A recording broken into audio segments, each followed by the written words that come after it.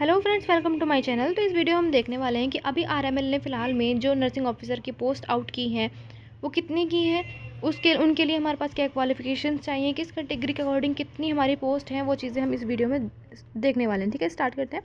तो सबसे पहले जो हमारा एग्ज़ाम है वो CBT बेस्ड होना है, मीन्स कंप्यूटर की हेल्प से ही होना है। तो ये हमारा जो सबसे मेन है कि हमारा क्या है कि कंप्यूटर्स की हेल्प से जो पूरा एग्ज़ाम है वो हमारा होना है। साथ में जो हमारे इसकी एप्लीकेशन फॉर्म की फिलिंग विंडो है वो हमारी या तो फर्स्ट वीक से स्टार्ट होगी या फिर सेकंड वीक ऑफ नवंबर से स्टार्ट होगी। ठीक है, तो यहाँ पर कुछ हमारे आवेदन पत्र जो हमारे वो हमारा एप्लीकेशन फॉर्म है उसको फिल करने के लिए कुछ स्टेप्स हैं वो दे रखे हैं। रजिस्ट्रेशन करवाना होगा, फॉर्म फिल करना होगा, जो हमारे फ़ोटोज़ हैं, सिग्नेचर एंड अदर डॉक्यूमेंट्स हैं वो अपलोड करने होंगे। साथ में जो फ़ी है वो हमारी पेमेंट पे करनी होगी एंड साथ में जो क्या है एप्लीकेशन फॉर्म फिल करना होगा। तो ये जो है हमारा मेनली हर एग्ज़ाम के फॉर्म को फिल करने का एक स्टेप होता है। ठीक है, नेक्स्ट हम बात करते हैं कि कितनी पोस्ट हमारे कौन कौन से कैटेगरी में है। तो टोटल जो हमारी पोस्ट हैं जो हमारे आरएमएल ने आउट की हैं वो हैं 422।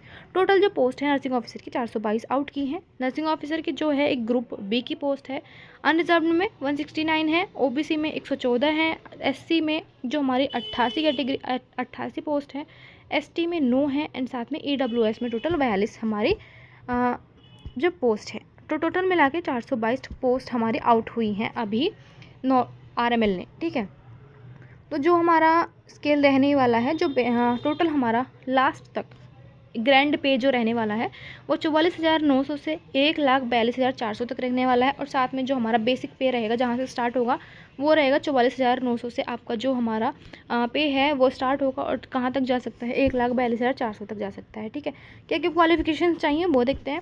तो बीएससी नर्सिंग होना चाहिए आपके पास, या फिर हमारे पास बीएससी नर्सिंग ऑनर्स होना चाहिए, या फिर बीएससी नर्सिंग होना चाहिए। ठीक है, वो भी हमारे इंडियन नर्सिंग काउंसिल से रिकॉग्नाइज होना चाहिए, या फिर कोई इंस्टीट्यूट हो जो कि हमारे आईएनसी से अप्रूव्ड हो, या फिर यूनिवर्सिटी हो। ठीक है, या तो आपके पास बीएससी पोस्ट सर्टिफिकेट हो, पोस्ट बीएससी नर्सिंग हो जो कि हमारे आईएनसी से अप्रूव्ड हो, आईएनसी से अप्रूव्ड जो इंस्टीट्यूट है या फिर यूनिवर्सिटी है उससे ही होना चाहिए हमारे क्या पोस्ट बेसिक बीएससी नर्सिंग।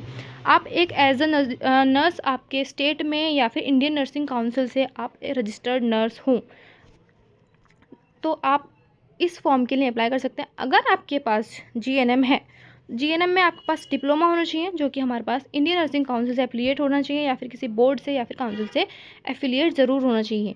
साथ में क्या है आप एज अ नर्स रजिस्टर्ड हों, आप या फिर स्टेट काउंसिल के थ्रू या फिर इंडियन नर्सिंग काउंसिल के थ्रू।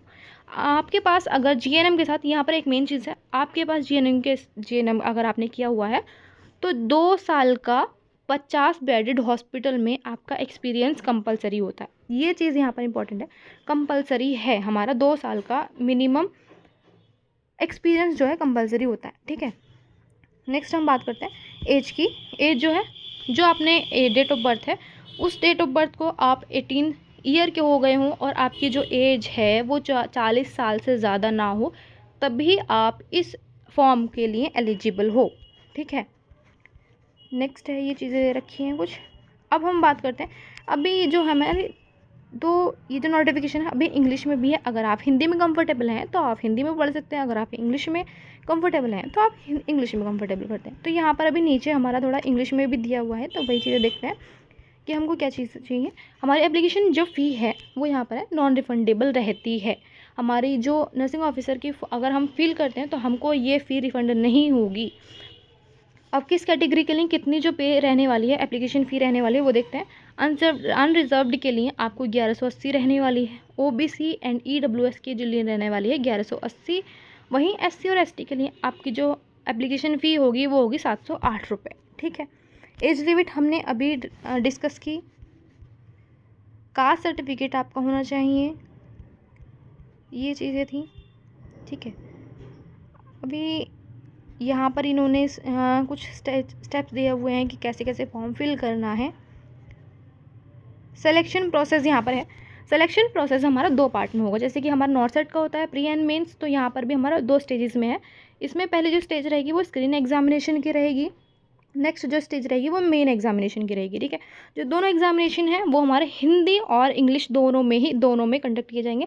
अगर आप हिंदी में कंफर्टेबल हो तो आप हिंदी कर सकते हो, इंग्लिश में कंफर्टेबल हो तो आप इंग्लिश चूज़ कर सकते हो। ठीक है, तो स्क्रीनिंग एग्जामिनेशन को क्लियर करने के बाद ही आप मेन एग्जामिनेशन के लिए एलिजिबल हो पाओगे। ठीक है, ये चीज़ आपको ध्यान रखनी है। जैसे आप नॉर्सेट में प्रीलिम्स क्लियर करने के बाद मेंस में बैठते हो, तब ऐसे ही आप स्क्रीनिंग एग्जामिनेशन क्लियर करने के बाद ही मेन एग्जामिनेशन में अपीयर होगे। ठीक है, तो यहाँ पर जो आपका, अगर आप स्क्रीनिंग एग्जामिनेशन में क्लियर हो जाते हो तो आपका जो मार्क्स है वो सिर्फ आप मेन एग्जामिनेशन के लिए क्लियर होगा, ना कि वो आपका फाइनल सिलेक्शन होगा। ये चीज़ आपको याद रखनी है। यहाँ पर मेन एग्जामिनेशन को क्लियर करने के बाद ही आज आप as a nursing officer in RML work कर सकते हो। ठीक है, जो कि आपका जो हमारा सिलेक्शन होगा, मेन एग्जामिनेशन सिलेक्शन जो होगा वो कैटेगरी वाइज रहेगा, मेरिट में रहेगा। ठीक है, तो यहाँ पर CBT एग्जामिनेशन होना है। यहाँ पर इन्होंने अपना सिलेबस का दिया हुआ है। जो हमारा दोनों एग्जामिनेशन है, स्क्रीनिंग एग्जामिनेशन एंड साथ में मेंस एग्जामिनेशन, दोनों ही 2 घंटे के होंगे। ठीक है, जो हमारा मैक्सिमम मार्क्स होगा वो रहेंगे 100 मार्क्स। मीन्स जो टोटल क्वेश्चंस रहने वाले हैं वो हमारे 100 क्वेश्चंस रहने वाले हैं। और साथ में क्या है, यहाँ पर इन्होंने सिलेबस भी दिया हुआ है कि जो हमारा सिलेबस रहेगा 60 मार्क्स जो रहेंगे वो हमारे नर्सिंग पार्ट से रहेंगे। ठीक है, वो हमारे किससे रहने वाले हैं, नर्सिंग पार्ट से। जनरल इंग्लिश से हमारे 10 मार्क्स रहने वाले हैं, GK से हमारे 10 मार्क्स रहने वाले हैं, रीजनिंग से हमारे 10 मार्क्स रहने वाले हैं, वही मैथमेटिकल एप्टीट्यूड से हमारे 10 मार्क्स रहने वाले हैं। तो टोटल जो मार्क्स रहने वाले हैं वो है 100 मार्क्स। 100 मार्क्स में ही आपके दोनों एग्ज़ाम होने हैं, screening examination and mains examination. ठीक है, तो ये जो हमारा सिलेबस का हुआ। अब बात करते हैं नेगेटिव मार्किंग की।